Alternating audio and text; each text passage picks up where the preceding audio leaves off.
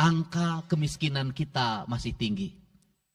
Kemudian angka kemiskinan yang tinggi di Indonesia sebenarnya juga dipengaruhi oleh jumlah penduduk yang tinggi. Sehingga persentase kecil menurut Jawa Barat, tetapi menurut nasional menjadi besar. Assalamualaikum warahmatullahi wabarakatuh. Sampurasun. Yang saya hormati Ketua DPRD Provinsi Jawa Barat yang mulia Bapak Buki Wibawa, para wakil ketua Bapak Iwan Suryawan, ini tokoh politisi yang begitu kalem saat ada interupsi. Bapak MK Iswara, ini politisi yang tampan selamanya tapi tidak pernah nakal. Dan tokoh spektakuler kita yang sangat populer di antara politisi DPRD Provinsi Jawa Barat, Bapak Ono Surono. Saya sudah tahu Pak Ono kontrak-kontrak medianya sudah banyak nanti ke depan. Kemudian juga Bapak ini sebentar lagi akan berangkat haji, Bapak Kiai Haji Acep Jamaluddin. Terima kasih. Seluruh anggota DPRD Provinsi Jawa Barat, para ketua praksi, para ketua komisi, dan saya mengucapkan terima kasih atas berbagai otokritik yang dilakukan, baik secara langsung maupun lewat media, baik media massa maupun media elektronik. Dan itu menunjukkan bahwa di Provinsi Jawa Barat ada terjadi dinamika politik yang luar biasa. Semua orang memiliki concern pada hal yang menjadi tujuan kita, mewujudkan Jawa Barat istimewa dengan berbagai cara. Tugas DPR adalah bicara, itulah tugas DPR. Jadi kalau tidak bicara, mungkin DPRD dianggap tidak ada. Saya ucapkan terima kasih atas otokritiknya. Sekretaris Daerah Provinsi Jawa Barat, kemudian yang mewakili Pangdam 3 Siliwangi, yang mewakili Kapolda Jabar, yang mewakili Kejaksaan Tinggi Jawa Barat, dan khusus untuk Kejaksaan Tinggi Jawa Barat, saya sampaikan ucapan terima kasih, rasa hormat yang tinggi kepada Kejaksaan Agung Republik Indonesia atas tindakannya melakukan penahanan dan mentersangkakan Direktur Utama PT Sritek dan salah satu mantan pejabat BJB yang sudah resign atas kasus dugaan penyimpangan kredit, yaitu menyampaikan kredit ke Bank Jabar, mudah-mudahan tidak salah, kalau salah dikoreksi, sekitar 600 miliar rupiah tanpa agunan yang memadai. Dan ini langkah taktis, dan pemerintah Provinsi Jawa Barat melalui RUPS-nya sudah melakukan koreksi dan perubahan secara total sehingga peristiwa ini tidak akan mempengaruhi kinerja BJB. Saya ucapkan terima kasih. Dan semoga peristiwa ini tidak terjadi lagi di masa yang akan datang. Kemudian yang hormati para staf ahli, para asisten, para kepala perangkat daerah Provinsi Jawa Barat. Yang pertama, forum ini adalah forum kebahagiaan. Ada yang berbahagia hari ini, yaitu seluruh warga Jawa Barat, di mana kita bisa menyelesaikan dua agenda, yaitu agenda pengesahan Raperda tentang investasi dan agenda tentang pengesahan hasil dari LKPJ. Seluruh rakyat Jawa Barat bergembira karena rencana kita dalam melaksanakan pembangunan akan berjalan dengan cepat. Tetapi barangkali para media sangat kecewa karena hari ini tidak kejutan-kejutan lagi sehingga viewernya mungkin agak menurun hari ini.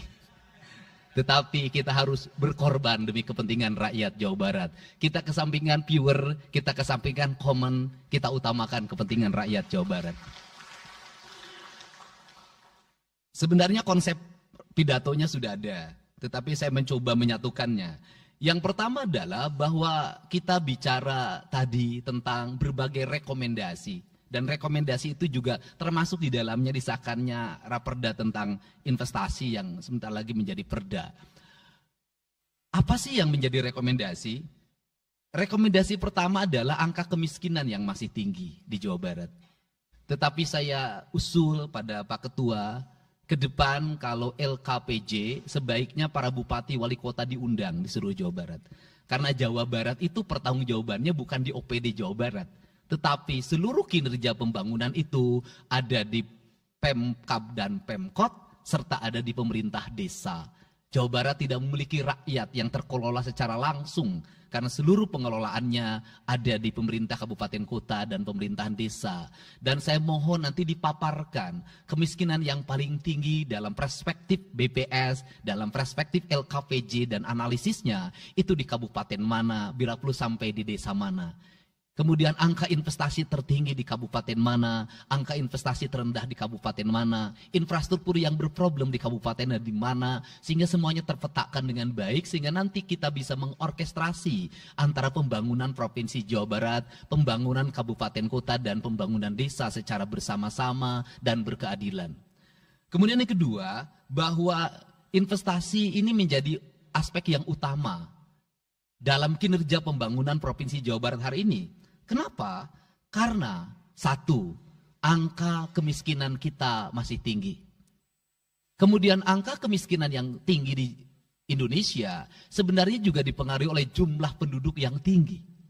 Sehingga persentase kecil menurut Jawa Barat, tetapi menurut nasional menjadi besar. Keberhasilan Indonesia sangat tergantung terhadap kinerja pemerintah Provinsi Jawa Barat, pemerintah kabupaten kota, dan pemerintahan desa. Yang kedua adalah pendidikan. Yang ketiga adalah infrastruktur. Yang keempat, kesehatan. Yang kelima, pengendalian penduduk. Yang keenam adalah pengendalian lingkungan.